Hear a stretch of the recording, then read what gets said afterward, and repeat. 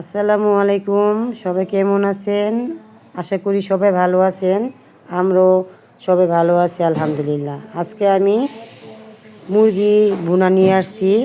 এখানে 1.5 কেজি মুরগি ভালো করে ধুয়ে আমি লবণ, 1 চিল লেবু রস, 1 চামচ হলুদ দিয়ে মেরিনেট করে রেখে দিয়েছি 10 মিনিট।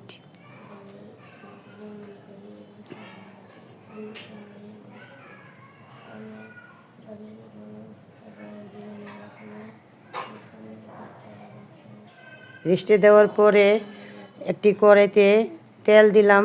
তেল দেওয়ার পরে ভালো করে ভেজে নিলাম। মুরগিগুলো ভালো করে ভেজে নিয়ে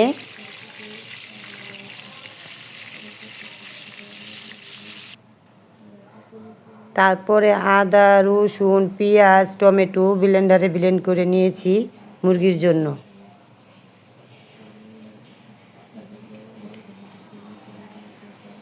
ভাজা মাংস তারপরে হয়ে গেছে, উঠিয়ে নিলাম। উঠিয়ে নেওয়ার পরে একটি প্যান বসালাম। প্যানের ভিতরে কিছু তেল দিলাম।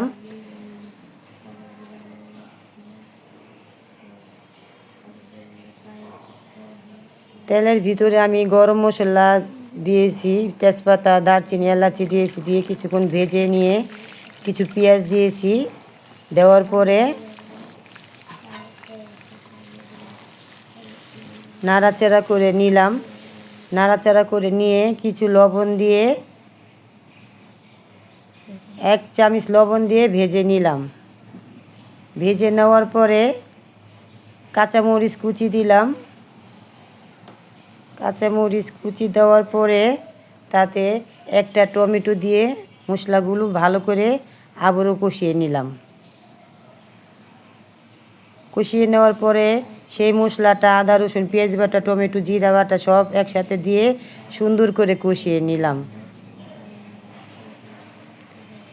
কষিয়ে নেওয়ার পরে হলুদ, মরিচ, ধনিয়া গুঁড়া এগুলো আবার অ্যাড করলাম।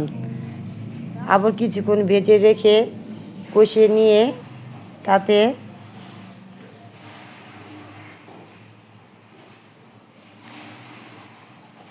সেই মাংসগুলো আবার অ্যাড করলাম। মাংসগুলো সুন্দর করে কষিয়ে নিলাম। কষিয়ে নেওয়ার পরে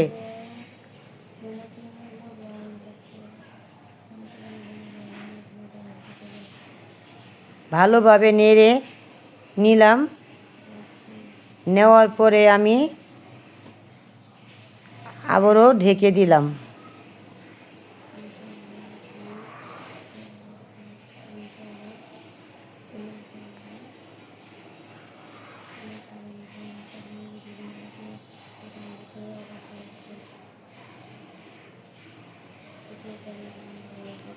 হয়ে গেল আমার মুরগি ভুনা। এত সহজ রেসিপি আজকে আপনাদের সাথে শেয়ার করেছি। আশা করি ভালো লাগবে।